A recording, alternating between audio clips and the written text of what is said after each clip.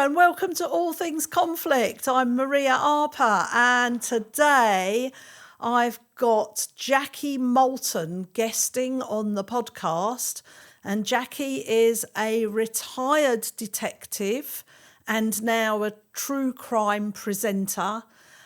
Her career spans many decades, and she has a lot to say about inner conflict in the workplace. Jackie, thank you so much for coming on the show. We only really met recently, although we've kind of known about each other for some time through our mutual friend who introduced us. And what an amazing introduction that was. You're somebody that I have a lot of respect for. I know about your work. I know what you've done. And so, this podcast series is about workplaces. And, you sort of spent a lot of time as a detective in the Met Police. And, that's an organisation that's a kind of law unto itself almost. It's systemic and it's lots of rules and regulations and lots of kind of, the way things are. And I would love for you to tell me a little bit about that as a workplace. Yeah, okay. So I think, Maria, it's best to put it all in context. I joined many, many, many years ago. So to be precise, 55 years ago, nearly. That's many, many generations ago. So it would be really, really unfair to assess the Metropolitan Police in 2025 to 1970. That would be truly unfair for me to do that, and it's not right either. So where they might have been in 1970 is not where they are today.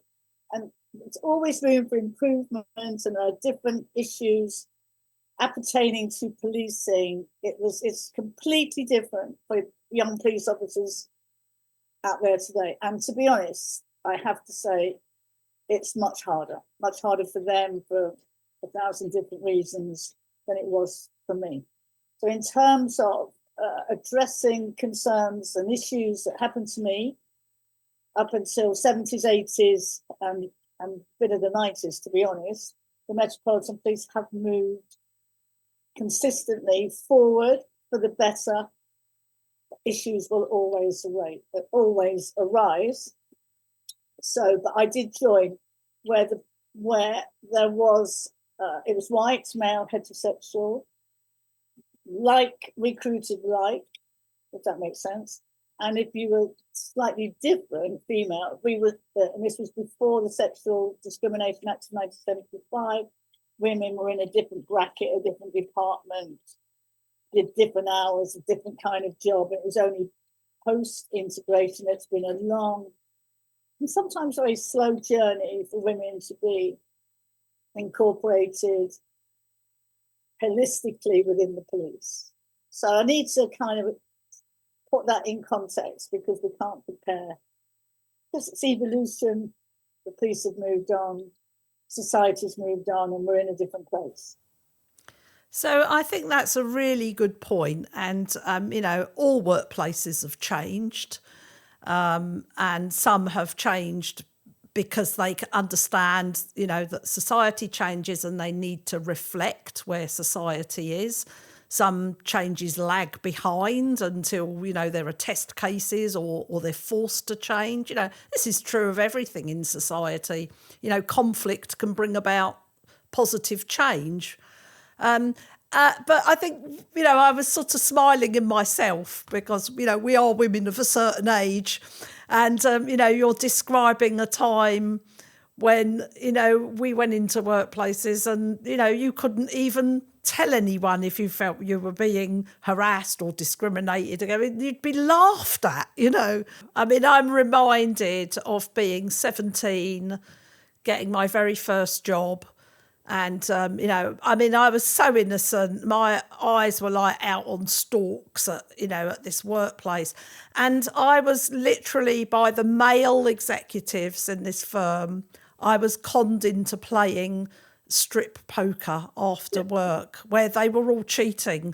until I was down to my underwear, and then, I had to run into the toilets crying, and they thought it was hilarious, And this was not something you remark on, Exactly. 100%. Yeah.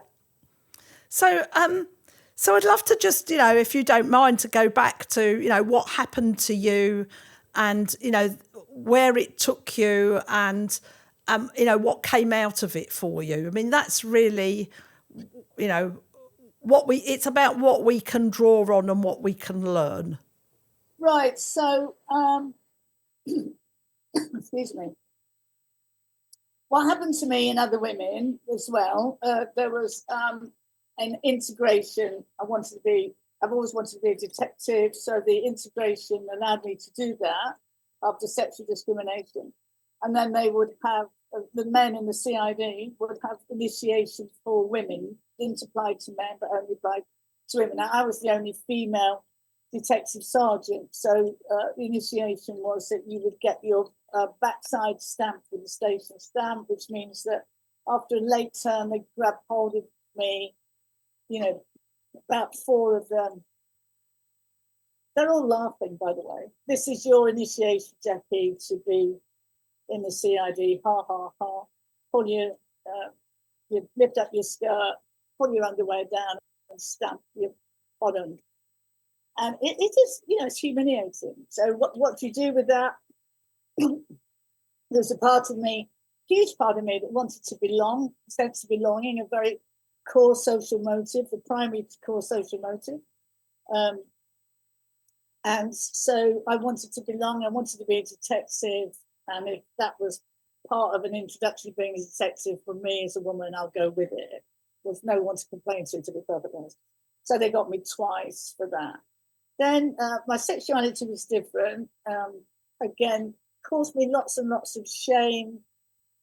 That was a personal thing for me. That was my journey about shame, about being gay. And so that I would get sexual toys sent to me. I had obscene magazines, lesbian magazines through my door at home, dominatrix magazines. I had so many dildos given to me at Christmas parties. My nickname was the Tart. It was endless. It just went on and on and on. So the difference, I think, how I felt about it was, well, who am I going to complain to? And then you get comments like, if it's too hot in the kitchen, you better get out. And you kind of think, well, I'm just trying to do my job. Actually, I like being a detective. I'm a good detective. And all of this rubbish that I have to deal with you lot, I can put that aside in a way because I actually love the job. I was on various squads, I was on the flying squad. And the day of me meeting my partner on the flying squad, so you've got to remember, South East London, you're only dealing with armed robbers, all men in my team, no women. They didn't want a woman. And they said to the guy who was my partner, he said to me, he said, why don't you fuck off, you cunt? He said, I'm not working with a woman, and stormed out. So he made my life hell until for about 6 months I stuck it out. Again, trying to find my way in the flying squad, trying to find my place, trying to do a good job, surrounded by misogynism. That's what I was sensing as you were speaking. What was coming up for me was, at what point, where is that place where you realise that you're putting a lot of stuff aside, you're making a lot of personal compromises. I heard you say that, this goes along with the job. I want to be a detective. I'm a good detective. So maybe I have to put up with this to make my way through this kind of maze. And then at what point is your soul being destroyed to the point where you realise that actually it's way beyond your tolerances? And then where do you go with that in those times, in that context, in that world? So I think that's something, would you be willing to sort of speak to that?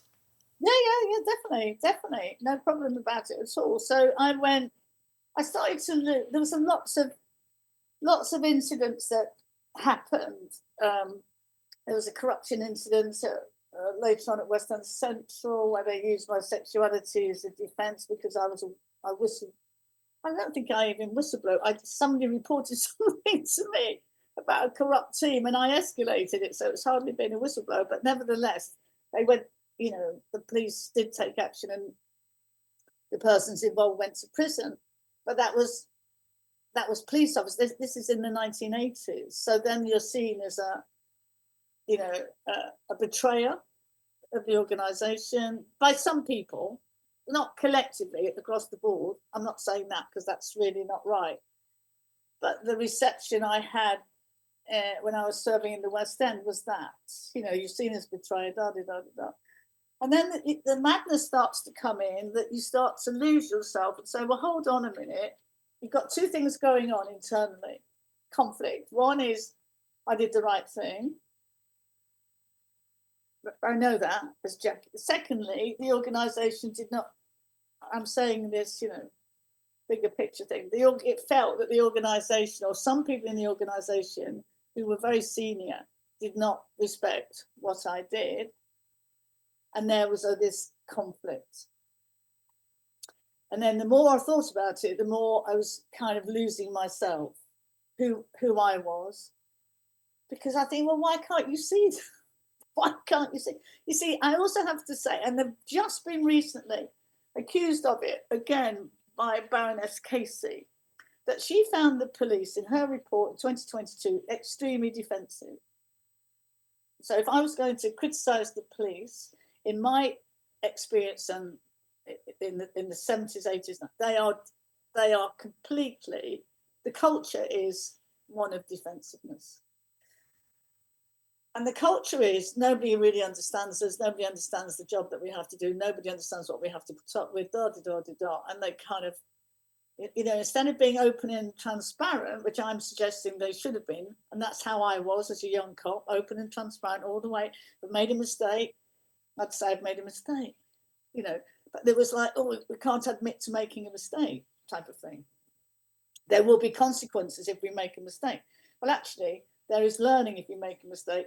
And my experience is, even dealing with minor complaints in the police, listen to the people that've got something to say, that they are heard, absolutely heard. And then this happened to me loads of times. And I'd say, look, I can't apologise on behalf of the commissioner. This was, going back in the 90s. But if I was sitting in your shoes, I would feel how you are feeling. And that's all they wanted to hear, that somebody heard them. And the complaint system is a lot more complicated than I've just described. But in essence, if you see what I mean. So I think my experience is the police were very, very defensive. I used alcohol to change the way that I felt. And then I realised that was madness as well, that over a period of time. So we're talking from the 80s and I'm now in 1992, and I think, I can't live like this. I cannot cope like this. I cannot live with feeling who I am. And I don't like myself. And I don't like consequences of feeling, if I've consumed alcohol, I don't like the consequences of that. So I sought help for that. I've never had a drink since 1992. And then you start to find that your authentic self again over a period of time, and know that your inner tuition, which I lost, comes back. And then you start to build up that it doesn't really matter what other people think, as long as my own moral judgment, my own moral values are intact. That's what helped me the most. That's such a powerful thing, isn't it? That even through the alcohol, which, when we use things like alcohol, they're anesthetics, aren't they? We're anaesthetizing something. And Yeah. and I've often found, that when you really dig deep, it's because someone's inner compass, someone's inner morality, or whatever you want, inner ethics or inner sense of right, goes against the tide, and Yes. it's very hard. And it's amazing the amount of pressure that we will exert on ourselves until we can no longer do that, until we're about to destroy ourselves. So It resulted. I tell you what else it resulted in. It resulted in panic attacks. So I'd never had a panic attack in my life before, and wow, I thought I was having a heart attack. Anyway, I had one on duty one day, and I was hospitalised.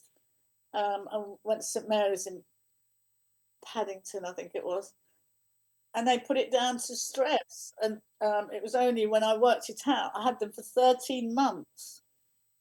13 months. I mean, not all day and every day, but you know what I mean. That things about. I only wanted to kind of. I felt safe if I was south of the river, or if I went to the theatre, I'd have to sit on the end seat, or the cinema on the end seat. There was this thing in the background. The doctor in the end gave me some tablets that if I thought I was going to have one, just to. So they're all anxiety led. I got myself into such a state of anxiety that it became chronic. So you were destroying yourself, Yeah. Because you were sat in a context, and I'm guessing on some level that while there was all that going on, and that you had to kind of put words to and try to understand and name it before you can do anything, but I guess that you really loved the job. Oh God, 100%. 100%. And I'm guessing that's what drove you, was that every day I'm guessing it takes a long time to become a detective. You don't walk in off the street and you're given that job. So I'm guessing you put a lot of yourself into that, and you were good at it, and it was something you wanted to do. I have this sense of you striving. Definitely striving. So I did as many things as I could. So I was one of the first female hostage negotiators. I was the first female on the flying squad in Southeast London. I did. I sat on selection boards as an add-on. Just trying to extend my CV. To make it broad, and striving to achieve. What an amazing capacity, what courage, what bravery. And then I guess there's a point at which, and I suppose that's where I'd like to go next, if you're okay with that, is, the breaking point. Then what happens? I mean, it's not, you don't wake up one day and everything's been okay and then it isn't. It creeps up on you, but then there has to be a moment when the tide turns. Oh yeah, so 1992, I was at my wit's end, and a man came to. I was at a police consultative meeting in Chelsea, Kensington and Chelsea, and a guy came from Alcoholics Anonymous to make a presentation on AA, just to talk about alcoholism.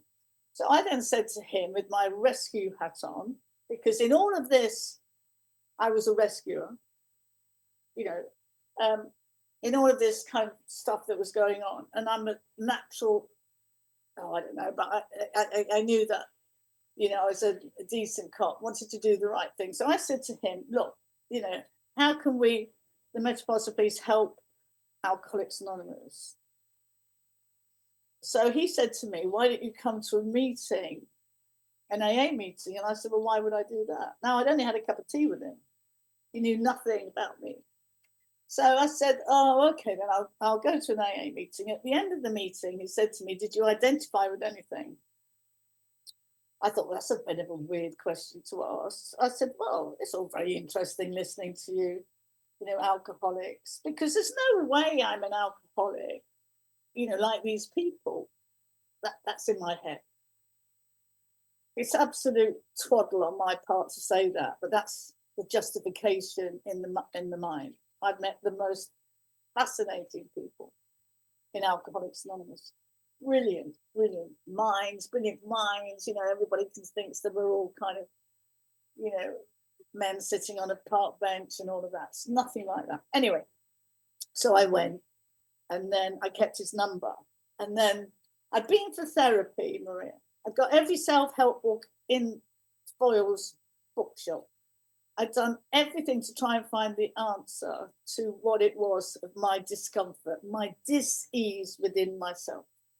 And that's how I felt, disconnected, dis-ease with self. There's something really wonderful about, your learning and how you're describing this journey, because what comes up for me is your recognition, although maybe at the time you wouldn't have put these words to it, but your absolute recognition that a lot of conflict starts in here.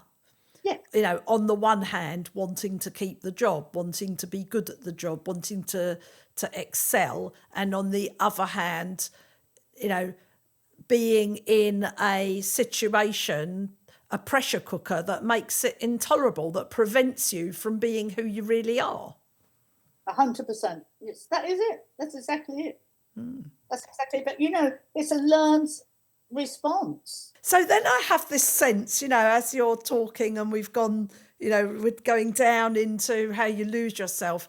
I just have this amazing sense of you suddenly, gathering yourself up and taking charge again. Can you tell me about that? Tell me about how you took charge.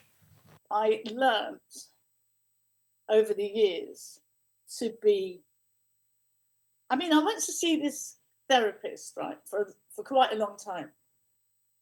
And she probably explained it better than I'm explaining it now. So she said, Jackie, I've listened to you, and she said, I have people in my therapy room, and she said, you are probably the most intuitive person I have ever met in my career as a therapist. And she bought me a book called The Velveteen Rabbit, which made me cry when I read it, about the Velveteen Rabbit. And what she said is that, exactly that. If, for example, on your intuition, on your experience, you listen to something and you say to Maria, oh, da-da-da-da-da, Maria, this and this about what we've just witnessed. And you said, oh, I didn't see it like that at all, or whatever, no. And then I start to doubt myself. Do you see what I mean? So she said, why are you listening to other people's views? Just hold on to your own view. Hold on to your own view. Do not enter a boxing ring, or not even a boxing ring. But if that's what you believe, hold on to it. And that's what I did, bit by bit by bit by bit. Now, that doesn't mean I'm saying that I am one that is almighty right. I don't mean any of those things. You know that. I completely get that, but you can't keep losing yourself in the big sort of pool of everybody else's opinions. Yeah. That's the point, is you can still hold your own heart. Yes. And when I was in the police, I know that I thought kind of differently. It kind of all stems away from, in a sense, looking at society in a way, holistically, because the police can't deal with society's kind of issues. And then the police would say, well, that's not our job. And no joining of the dots. I'm a great joiner of the dots in context. Police would say, that's not our job. And in some respects back then, they were right. They were absolutely right. But if you listen to somebody's story, there's a beginning, a middle, and an end. And then sometimes we put what happened in context. Doesn't necessarily change the outcome, but you've heard them. And then you can present the evidence in a fairly, much more rounded. Does that make sense to you? It makes complete sense. So what I hear you say is everything has a context. Yeah. And, but we tend to do this in society anyway. I mean, if you look at sort of hospitals, they carve the body up into departments.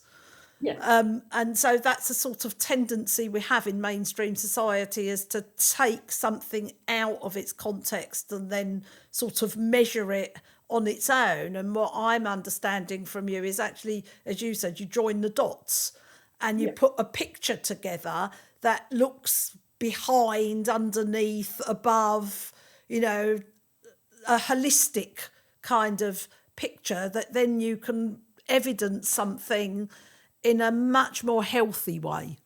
That's the word I would use, something that's much more healthy. Yeah, that's absolutely right. That's Yeah. exactly. Okay, so now you get yourself together, you find your compass, you realize that, you know, this isn't all you. There are other things, and you decide to take on a system. So I would love to know, you took on the system. What was that journey, and what have you learned from it? So I left the police 97. Then I'd worked with a writer called Linda LaPlante. I was a detective chief inspector in the police back then. 91, she created a program called Crime Suspect on My Life, which highlighted the issues that women faced, you know, in the police, which was huge. I mean, people still talk about Crime Suspect to this day. So that was almost like I was asked then to go into police dramas, and then as consultants, and then I went into true crime. So that's what I do now: true crime, reviewing true crime cases for TV and for radio.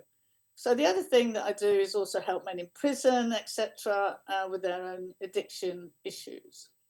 So the police of late have asked me to kind of revisit them just on an informal basis. Little departments have asked me to talk about things like, from my experience in the corruption case in West End Central, the bystander effect is one which is dear to my heart.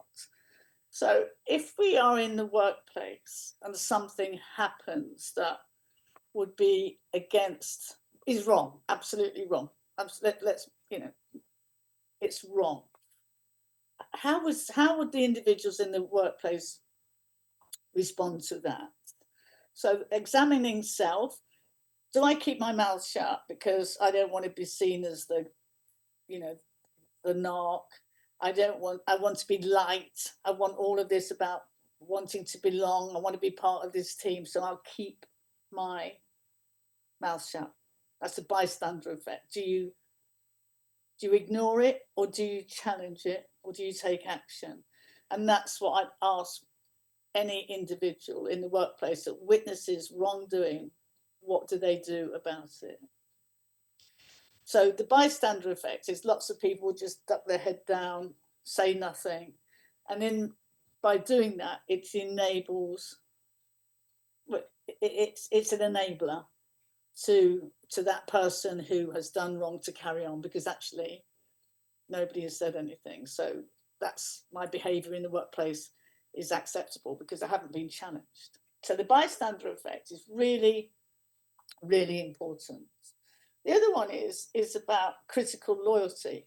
So critical loyalty is about, so an individual does something wrong, the group that witnessed that go to that individual and say, we are not happy with your behaviour, we have seen it, and if you don't change that behaviour, then we'll do something about it. Just as an example. That's critical loyalty. So you're being loyal to the individual, if you like, and you're being loyal to the individual. But the power shift has changed. Now, I've heard loads of stories where one individual has gone into a department, changed the whole dynamics because of their strong personality. And it's about social herding, and everybody follows suit. So we want to break that. We want to make it that the majority of that team are the strong individuals that challenge this individual person by saying, hey, we're not happy with your behavior. If you want to be part of this team, you either change or we will whatever report, or you're out of here. Do you see what I mean? So the whole thing about we're just reversing the kind of core social motive of wanting to belong for the right reasons, not for the wrong reasons. That didn't sound right, but do you see what I mean? I want to belong, but in order to belong, I feel I have to put up with that behaviour is completely wrong, completely wrong. So we're getting people to challenge more other people's behaviours, so they become the dominant feature. If you look at Wayne Couzens, who murdered Sarah Everard, the police officer, they had a WhatsApp group going underground, and he was whatever his nickname was. Nobody challenged that. Nobody challenged it. And that's what happens. That nobody challenges it, and he thinks, oh well, I'm okay. We're all on the same wavelength. So if there's an incident in a workplace, I don't say anything, you don't say anything, and you don't say anything, we're all kind of thinking, well, they're not saying anything either. But we could all be saying the same thing, but not expressing it. So it's about learning for people in teams to be able to get past gossip, rumour mongering, entertaining ourselves and whiling away the hours, to be able to have real conversations about each other, about how do we want to be in this place? What is our morality? What philosophy are we following? How are we modelling the values that, are printed on posters all over the corridors? That for me is something really important, that we don't pay enough attention to that. No, absolutely correct. We don't pay enough attention. And I think, we've got to change the dynamics, and we have to change the kind of behaviours internally that's saying, well, Maria's not saying anything, or somebody over there is not saying anything, so that I don't want to speak out, but actually Maria and that person over there, we're all thinking the same. This isn't right, but we all keep stum. And that's how people like, Cousins, David Garrett, Carrick, whatever his name was, kind of rise to the surface and say, I'm kingpin here because nobody's challenging my behaviour. And yet everybody's going, oh my God, but nobody's speaking out. Very sage, wisdom comes from a long career. And, I think about the things you must have seen and experienced and witnessed. And there's something, really beautiful about the way you've been able to reflect on everything, the way you've been able to take it inside, reflect. And also, I just want to kind of remark on, that first encounter with the person from AA. And however you got there, realising that none of us are islands, and we all have to find support somewhere. And it seems to me that basis of support was also part of you being able to see things differently and effect change. Yeah, but I knew that you're absolutely right. I knew that deep down inside of me, there was something that was better, that I needed to access, instead of being socially herded, following the crowd, going with it, thinking, I don't like this. This doesn't feel comfortable with me. But having the strength to be able eventually, after a long journey, to do it. And that, And so then I wanted to, I thought, where am I going to find whatever it is inside of me? Because to get hold of me. So I'd read every book I could, and that wasn't it. No, da-di-da-di-da-di-da. And it was only when